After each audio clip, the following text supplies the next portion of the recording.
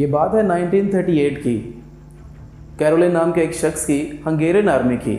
वो उस वक्त उस मुल्क का बेस्ट पिस्टल शूटर था और उस मुल्क में जितने भी नेशनल चैम्पियनशिप्स हुई थी वो उस वक्त तमाम को विन कर चुका था और ऑलमोस्ट सबको पता था कि आने वाले ओलंपिक्स 1948 में जो होंगे उसमें गोल्ड मेडल कैरोली को ही मिलेगा। उसका एक ही फोकस था, एक ही ख्वाब था कि मैंने अपने इस हाथ को, इस हैंड को दुनिया का बेस्टेस्ट हैंड बनाना है और वो उसके लिए सालों ट्रेनिंग करता रहा और उसने उसको बेस्ट हैंड बना लिया। 1938 में आर्मी का एक ट्रेनिंग कैंप चल रहा था।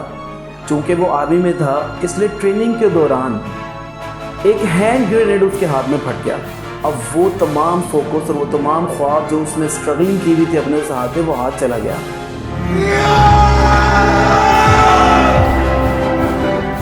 उसका जो फोकस था, उसका जो ख्वाब था, वो सब ख़त्म हो गया। अब उसके पास सिर्फ दो ही रास्ते थे, या तो वो कहीं जाके छुप जाए और सारी ज़िंदगी रोता रहे, या फिर वो जो उसका गोल था उसे पकड़ करके रखे। उसने फोकस किया उस पर नहीं जो चला गया था, बल्कि उस पर जो उसके पास था। और उसके पास क्या था? उसका लेफ्ट हैंड, एक ऐसा हाथ जिससे वो लिख तक नहीं सकता था। पूरा 1 महीना उसका इलाज चला और ठीक 1 महीने के बाद उसने अपनी ट्रेनिंग शुरू कर दी लेफ्ट हैंड के लिए।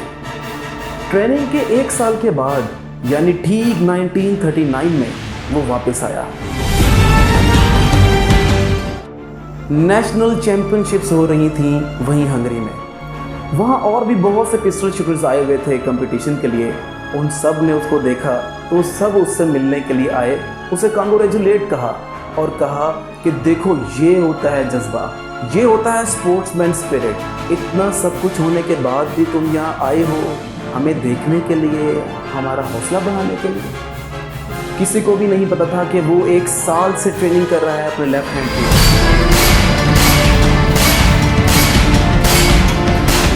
उसने कहा मैं यहाँ तुम्हारा हौसला बढ़ाने नहीं आया, बल्कि तुमसे यहाँ compete करने आया हूँ, तैयार हो जाओ। और फिर कंपटीशन हुआ। वहाँ जितने भी लोग कंपटीशन के लिए आए हुए थे वो सब compete कर रहे थे अपने बेस्ट हैंड के साथ,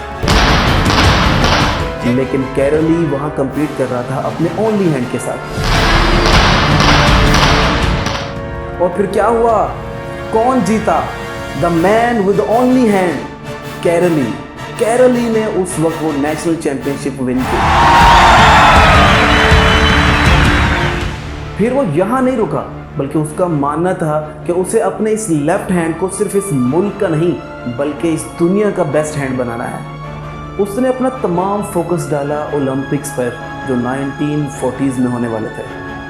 लेकिन 1940s में जो ओलंपिक्स होने वाले थे वो कैंसिल हो गए वर्ल्ड वॉर की वजह से।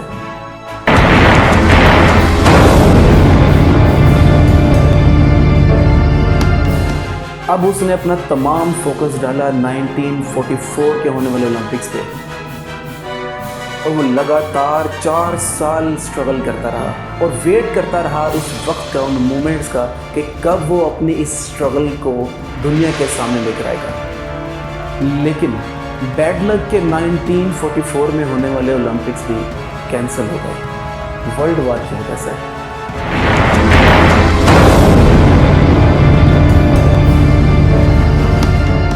उसने अपना तमाम फोकस 1948 के ओलंपिक्स पर किया।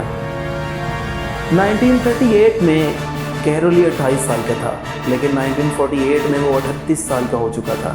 अब इस दौरान इस पूरे टेन्योर में आने वाले नए यंग्स प्लेयर जो हैं उनके साथ compete करना मुश्किल से मुश्किल होता चला जाता है। लेकिन कैरोली की डिक्शनरी में मुश्किल नाम का वर्ड ही नहीं था।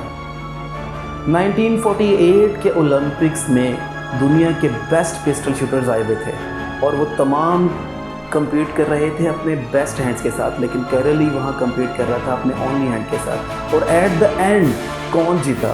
The man with only hand. Caroli ने उस वक्त भी 1948 के ओलंपिक्स में गोल्ड मेडल विन किया। वो यहाँ भी नहीं रुका, 1952 के होने वाले ओलंपिक्स में दोबारा compete किया और वहाँ भी गोल्ड मेडल एक बार फिर अपने नाम किया। कैरोली ने पूरी हिस्ट्री चेंज करके रख दी। अब तक कोई भी इस तरह के पार्टिकुलर कंपटीशन में किसी ने भी 2 बार लगातार गोल्ड मेडल विन नहीं किया था। अब आप किसी भी लूज़र के पास चले जाएं तो उसके पास अपने आप को सेव करने के, डिफेंड करने के बहुत सारे बहाने होते हैं, लेम एक्सक्यूज़ होते हैं। मुख्तलिफ़ तरह के बहाने करते हैं कि मेरी दादी मर गई, मेरा टायर पंचर हो गया, आज हमारी मोटर ख़राब हो गई, नहाने के लिए पानी नहीं था, मेरे फलाने में दर्द है। इसी के बरक्स अगर आप किसी विनर के पास चले जाएं तो उसके पास 1000 वजह होती हैं वो ना करने की जो वो करना चाहता है, लेकिन सिर्फ एक वजह होती है वो करने की जो वो करना चाहता है, और वो कर जाता है।